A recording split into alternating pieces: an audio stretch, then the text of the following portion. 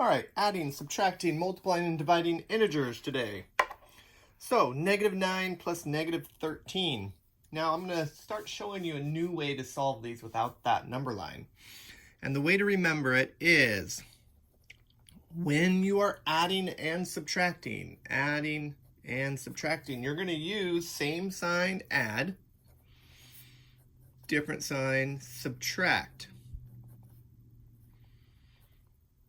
Okay, so we have -9 plus 13. You have to ask yourself, do they have the same sign or different sign?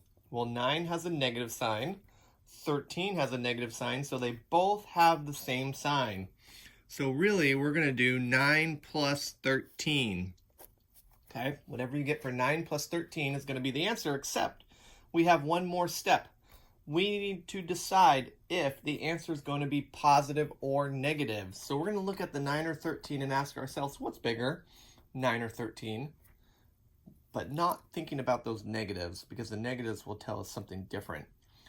13 is bigger than 9, so I'm going to take the sign from the 13 and give it to the answer. So 9 plus 13 is the answer with this negative sign, so it's negative whatever you get. Subtracting is a little bit more tricky because you cannot subtract. Magic line, keep, change, change. Keep -39 the same, change subtraction to adding, and change the -17 to the opposite, which is going to be +17.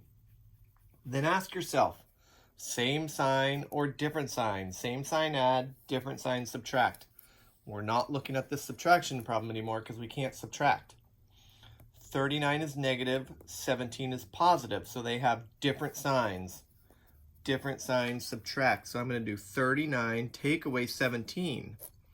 That's going to be my answer, except for the positive or negative sign. Remember, we look at the bigger number without the negative sign. What's bigger, 39 or 17? 39 is bigger, so we're going to take that sign, negative, and give it to the answer. So whatever we get for 39 take away 17 is going to go with this negative sign. So our answer is negative, whatever you get. Our next one, multiplying. For our multiplying and dividing, we don't use the same thing that we did for adding and subtracting. Multiplying and dividing is actually a little easier because you just multiply or divide whatever it says. We can use a magic triangle here to help decide what our answer is going to be. We have a positive sign at the top and negative signs at the bottom. So we cover up the signs here according to the numbers that we have. We have a -1 4/10, so I'm going to cover up a negative. We have a -6 2/10, I'm going to cover up the other negative, which leaves me with a positive, which tells me my answer is going to be positive. So take those two numbers, multiply them, and your answer is going to be positive. Here for our division problem, we're going to do the same method, the magic triangle.